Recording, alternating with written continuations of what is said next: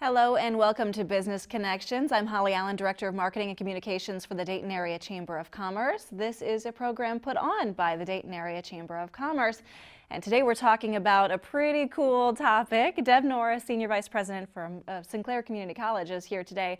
And we're talking about UAS, or drone technology, which is something that Sinclair has got on the bandwagon here very early on. It's been several years. You've been training students to fly drones. It's something that you've been at the forefront of. Can you tell us about why this has been such a focal point for Sinclair? How'd you get involved in this? Absolutely, and Sinclair's been very fortunate to get into this industry early, actually back to about 2007 and 2008. And part of that came about as if we remember back in those years in the Dayton region, we were facing a lot of tough economic times. NCR was departing, General Motors, and many of our large companies. And from an economic development perspective, there was a trade mission that went to Israel.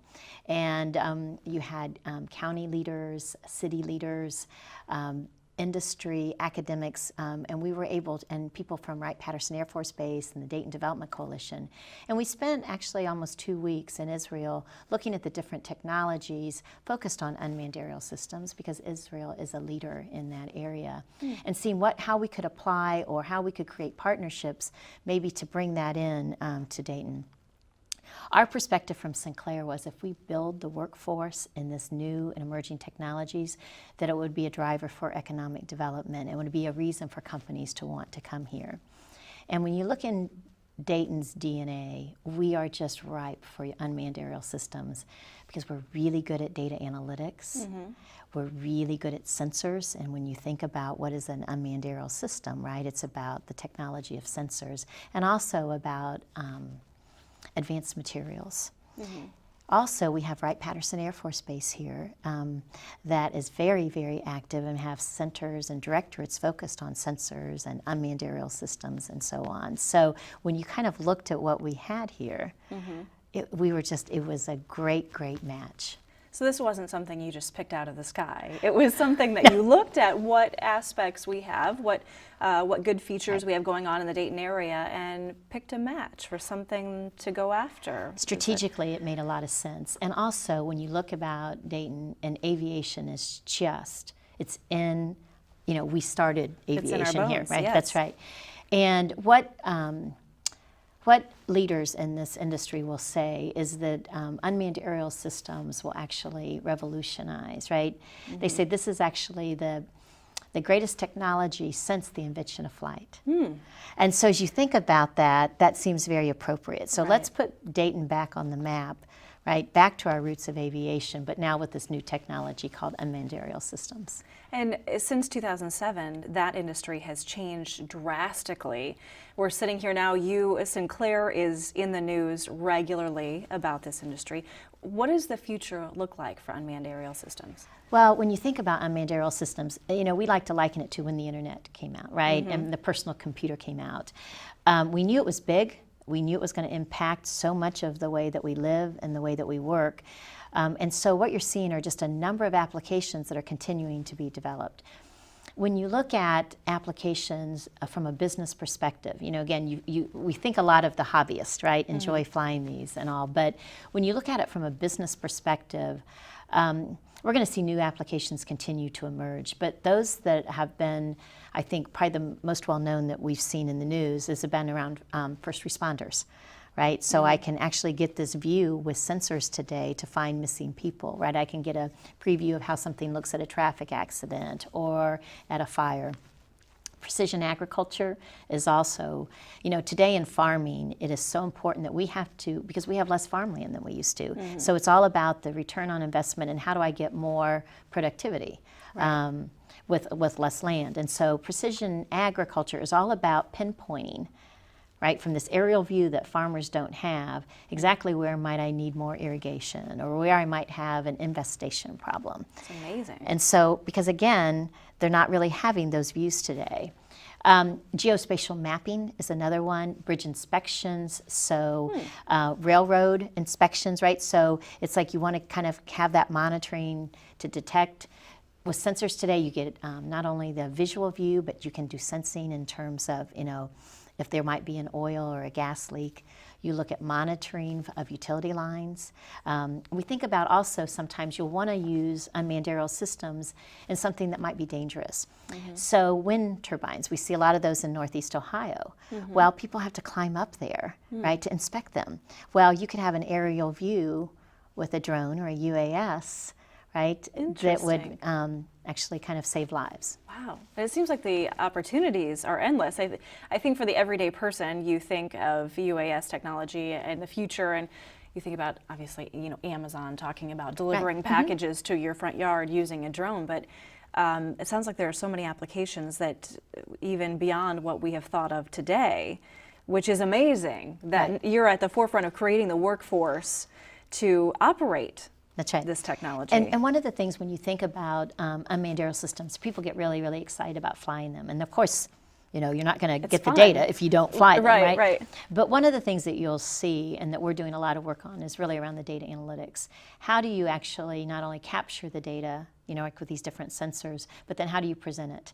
Because the reason a business is going to want to utilize a drone or a UAS, right, is to get information I didn't have access to before. Right. And then how might that help me better in my business? Well, you talked about the investment that started in 2007. Sinclair has made drastic investments in this industry. Last summer of 2015, you opened Building 13, which is the training facility for UAS technology, and that was in the news. They reported that building alone was about a $5 million investment. That is true. So can you talk about that center and what it means to Sinclair's future in this industry and training the workforce? So when we started this, we said that we would build a national center for UAS training and certification. And that was a lofty goal. But Sinclair, as we all know, it's a jewel in the community. We have other national programs. Our automotive has been nationally recognized many, many times. Our Center for Manufacturing, so we have other national recognitions. And so, but we also thought with that, we wanted to have a sense of place that was very important, like a destination place, if you will, in the heart of downtown Dayton. So what we did was we actually renovated an existing building, 28,000 square feet, and made that into kind of a UAS showcase. We also did something that no one else has done across the country yet, which is that Sinclair has long-standing had an aviation program. And that is also for maintenance, as well as for pilots and stewardesses and all that. But we integrated our aviation program with our unmanned aerial systems into one place. And because we feel that students coming in, right, that will help drive enrollment both for unmanned aerial systems and aviation because they're so closely related. But what our vision was to build a state-of-the-art facility. We were very, very fortunate in that we put a business case to the state of Ohio, and were awarded, and actually were seen as the top. We didn't get the most money because we only asked for $4 million, but only $4 million. But Ohio State got $40 million. If this gives you an idea of the capital. That is only relatively. So, but they gave us everything that we asked for.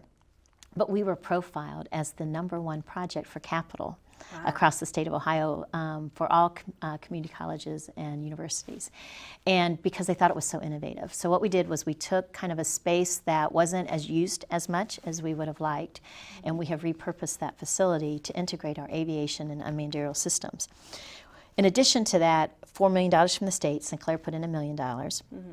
We also received about $1.5 million in donations that we actively worked and are continuing. That speaks to the importance the community sees in this facility. Right, and so that, again, if we have these capital assets, and so what happens when you walk into that facility, the state-of-the-art facility, the first thing that you see is one of a kind, what's called a UAS simulation lab. And we have partnered with 3 leading manufacturers and developers of simulation in UAS. Simlot from Israel, who we met on that very first trip, L3 out of Texas, and then Aegis. And what we've done is integrate those 3 systems, and we're even able to do things that no other organization has been able to do yet, which is integrate like our ground control stations when you fly these into simulation. So it feels that you're actually operating the real vehicle from that same ground control station as you're sitting in a simulation. We've had a wonderful partnership with the Air Force Research Lab, and they have developed customized software for us for our simulation on L3. So you walk in and you see this amazing simulation lab. It's got 10 student stations. It's an interactive with the faculty, and it's so the students are getting a very rich experience, hands-on. We also have an avionics and maintenance lab. It's where we kind of showcase. We've got about 150 UAS so far in our fleet. It's amazing. I walked through the building, and there are just UAS systems. They're everywhere in that facility. It's amazing. So, and what happens with that, students get that hands-on experience, right, in terms of repairing them, understanding, the components and the, again, the control systems and the sensors and interchange sensors on those, right? In addition, we also integrated additive manufacturing. Because as you think about with unmanned aerial systems, and you're hearing about additive manufacturing, and that's a big deal for the Dayton region, by the way, as well, because it's a very different way of manufacturing, right? Instead of, when we think about traditional manufacturing, it's almost subtractive. You start with something and then you whittle it down. Additive, you start and build from, you build it, if you will, in a kind of a repetitive process. Well, that's very good for kind of materials like plastics and some other, but we're looking also at metal. And when you look at, we've actually had students to build UAS, components on our additive manufacturing machines that are sitting there. So we put traditional manufacturing, we put a CNC lathe, we put a CNC, regular machine in there so that, again, our students will have that exposure. We have a wind tunnel. So the idea that I can now test different kind of wing dynamics and all in the building. Again, we've integrated our aviation program, so in our aviation maintenance program, so that, again, as we look to UAS maintenance, we already have our aviation program there that's been certified by the FAA for some time. We put our industrial maintenance program there, and also then some computer labs. And so, and lots of, I think metrology is another area that's in there. So it's a very holistic, and it feels like 28,000 square feet of big labs, right? That you can see things and feel things, and so that we prepare students coming out so they have a very, very holistic view. So that's a real world experience. Absolutely. They're doing what they'll be doing when they get into the workforce. That's right. And when you think about, again, the other thing, Building 13 just happens to sit on our data center. And so one of the things that you hear now from the simulation world is something called live virtual constructive. And what that lets you do is that it lets you fly live, if you will, right? But also simulate additional vehicles flying at the same time. Because the FAA has certain restraints now that we cannot fly more than one vehicle. And so the idea that simulation lets you do a lot of scenario planning and a lot of applied research around what ifs. And traffic patterns and all of that. So it's been really good because we are on, the ORNet is in that connected, which is Ohio's really big data pipe.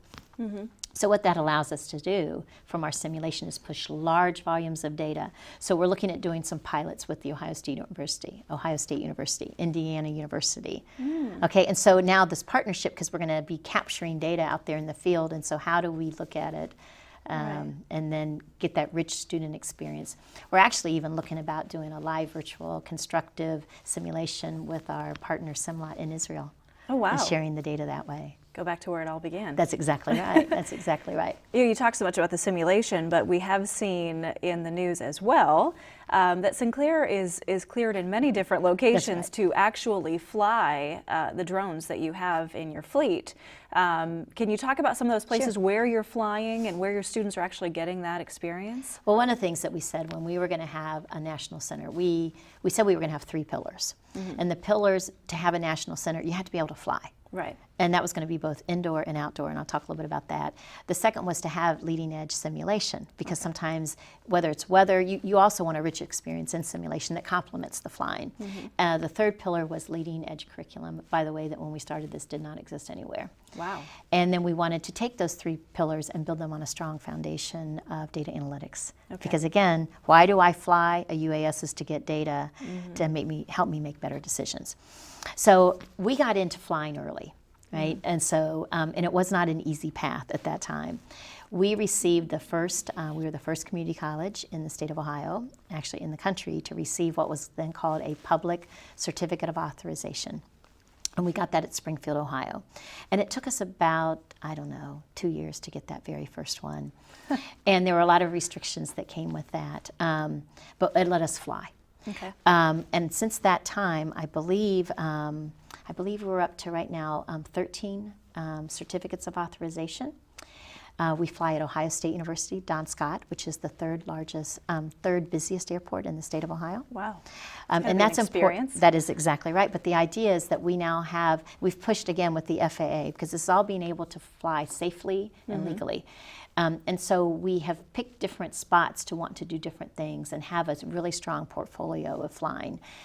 Springfield Airport, when we started, had a tower. They have since closed the tower. Okay. And so now those ConOps come out of Columbus. So that's an experience, not having a tower. When we are at Wilmington, it is a control tower there. And Wilmington is amazing, again, because when we had AVX Air there, that is an incredible facility to be used for unmanned aerial systems. In terms of, I think our COA there is 4 miles by 5 miles wide. And so then when we think about Miami University, we fly at Oxford. Well, one of the reasons at Miami, they're very interested in doing a lot of research, particularly in sensors and avionics. So being at the Oxford Airport, we partner with Miami. We kind of help. We have the vehicles, we have the COA, and then we can fly research projects with them. What we liked about Miami was, the Miami Airport, was that they are 30 nautical miles from the Kentucky Cincinnati Airport. Okay. And you have to have special equipment to be that close to a major airport. And that gives us, again, another capability. Right. The thing that we were most excited about, though, was that we were the first community college in the country to be granted what's called a Section 333 to fly. That gave us a national footprint. So we can fly anywhere in the United States where you are allowed to fly UAS, if you will. And allows us, most importantly, to operate commercially. We can actually now, money can change hands. We can have commercial operations. What happened with the FAA, when you had a certificate of authorization or a public COA, it was meant to be for research. It was really not meant for commercial applications, if you will. So it was really important to us to have that Section 333. Okay. You mentioned the FAA, and there has been a lot of movement in government oversight. I think the FAA is trying to figure out how to deal with this technology as it changes and evolves. How has Sinclair evolved with the FAA, and can you tell us about, I think there was some news recently from Sinclair about that relationship. We were actually at the FAA last week. And this is recent. Very recent. Sometimes, like I said, when you're really proud of something that's happened. So the FAA, and you're right, over the last several years, I think they've struggled a bit with how to integrate unmanned aerial systems into the national airspace and do it safely. Right. And again, they're in aviation. This is a new disruptive technology that's coming at the FAA. And I would say that because safety was their paramount, that's why they are in existence. And so having this disruptive technology, they weren't exactly embracing it, I will say it that way. But when we were there last week, the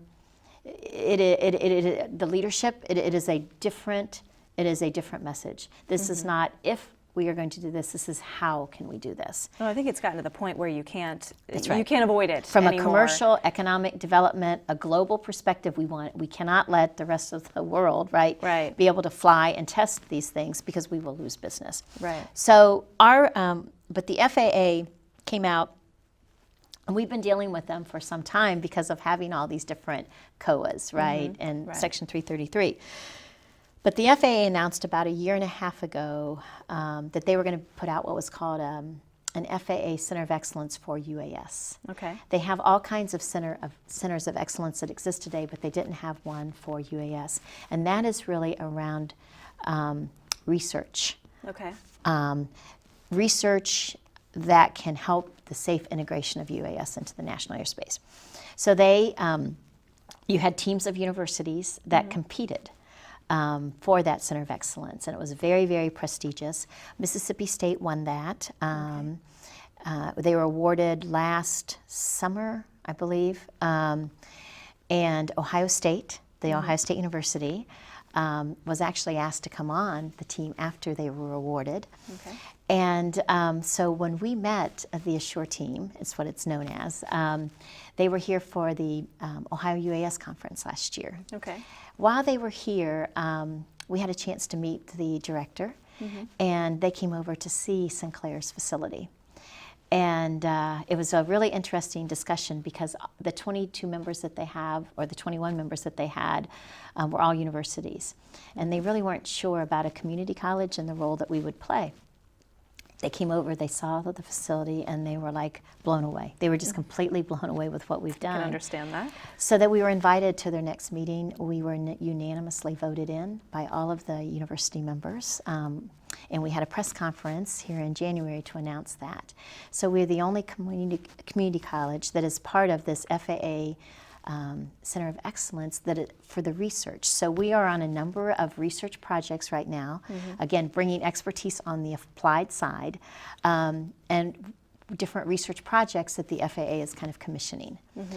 What's also so exciting for us is that this is also driving the certification requirements for UAS that the FAA, we're right here in the middle of this as the FAA, we are making recommendations for those certifications. What that means to Sinclair, that we're going to have an early view of that. That's amazing. So we should be able to quickly respond with the FAA's required certifications and offer that to people across the country, and most importantly here in the state of Ohio and the Dayton region. Congratulations to you. Thank you. And what a great honor to have right here in the Dayton area.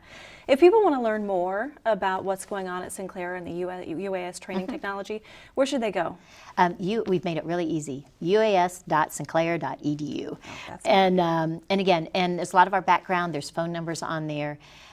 People have lots of questions. I think that we have all kinds of online courses that we offer that intro to UAS. We make it really easy. We have a lot of courses around, how to go about getting a certificate of authorization or a Section 333. We do a lot of consulting work with companies across the country and locally as well. So I'd say, we're really, I think the Dayton region, we're fortunate to have an asset like Sinclair here. Let's take advantage of it. Right, and it's a great resource, and so many people wanting to get involved. That's correct, yeah. Wanting to fly on their own, Yeah. and as things change, it's a great resource to have if people need information. So the one thing I didn't mention was that I talked about this 28,000 square feet. Well, what we also opened on the the date of the historic flight, right? With Orville and Wilbur. On December 17th, we opened our custom indoor flying pavilion. Yes. And so when you talk about our students being able to fly, this indoor flying pavilion, it has 40 feet ceilings. It has GPS capability within with all kind of a glass ceiling. It's 3,200 square feet. And we can set up different kinds of like bring mock buildings in, or a cell phone tower and things like that. They can actually have it fly around things. That's right. Objects. And we have it. We have ground truth now because Wolpert came in and mapped it with LiDAR for us. Oh wow! They've been a great partner of ours. And so you have this amazing indoor flying pavilion, but we're also seeing a lot of the universities and also some of our partners at Wright Pat interested in using this for applied research. Okay. And so, but it's this amazing facility that is adjacent to Building 13. And it was one of those things, we got really lucky. The city, it was kind of one of these abandoned vacant lots. The city, I think, we got it for $20. So Oh, it was, wow. I mean, right? And It's a now good we've turned it investment. into, and we talk about the importance of the core in downtown Dayton. Absolutely. And we've turned this into this now, again, this destination site that we will be bringing people from all over the country in. It's a great facility. My tour, I was blown away to see what's going on over there at Sinclair, and we are just proud to have a partner like Sinclair in the Dayton area, and we're proud of what you're doing in workforce. I should mention, the Dayton Area Chamber, we talk a lot about workforce, and so we work with Deb very closely. In the UAS arena, the Dayton Area Chamber of Commerce launched the Dayton Area Logistics Association just last year, and so we've talked a little bit about UAS and how it's playing a role in the logistics and distribution industry. So that's something to keep an eye on as well. If you want more information about that, DaytonChamber.org, and of course you want to head online and check out what Sinclair's doing in the UAS arena. You can find more about Chamber membership while you're there as well, and make sure to follow us on Facebook, Twitter, and YouTube, as well as LinkedIn. Thanks so much for being with us. This month's program is very topical for our region, as we've made a big push for commercial use of unmanned aerial systems, or UAS, sometimes referred to as drones. These systems, whatever nomenclature you use, are certainly a growing technology with many and varied uses, from military applications, private security, agribusiness, photography, sport, and thanks to the 60 Minutes television program on future uses by Amazon and other delivery systems, this will be a part of a growing conversation in the area of logistics and supply chain management. Our region continues to see good growth in the logistics industry. Probably started because of our manufacturing sector strengths, we also had to develop and grow ways to deliver our products to markets, first in the U.S., then globally. But with the improvements to rail, then highways, we became the crossroads of America with our I-70, I-75, north-south, and east-west connectivity. Then as air cargo grew, and yes, then declined in our area, we've seen changes, but mostly growth in the trucking, rail, and air logistics industry throughout the region. Names like Dayton Freight, Jet Express, Emory Air, DHL, and CSX led to distribution and warehousing names like Wind Supply, Payless, White Castle, Procter & Gamble, and many more. Logistics is big business in the Dayton region. The economic impact exceeds $2.5 billion in sales, over 20,000 permanent jobs, almost $900 million in employee payroll, and almost $30 million in state and local income tax revenues, now making it one of our top growth sectors for 2016 and beyond. Because of its importance to our economy and employers, the Dayton Area Chamber of Commerce formed the new Dayton Area Logistics Association in 2015. Our recent economic analysis, done by partner Wright State University's Center for Urban and Public Affairs, directed our chamber to establish an annual conference to promote and educate our business community, elected leaders, and citizens on the importance of this very important regional industry. Our first annual Southwest Ohio Logistics Conference will be held on Wednesday, January the 27th at Sinclair Conference Center from 7:30 a.m. to 1 p.m. and is open to everyone who wants to learn more about this growing industry and network with key employer leaders. This is another great reason why area employers know our chamber is the voice of business.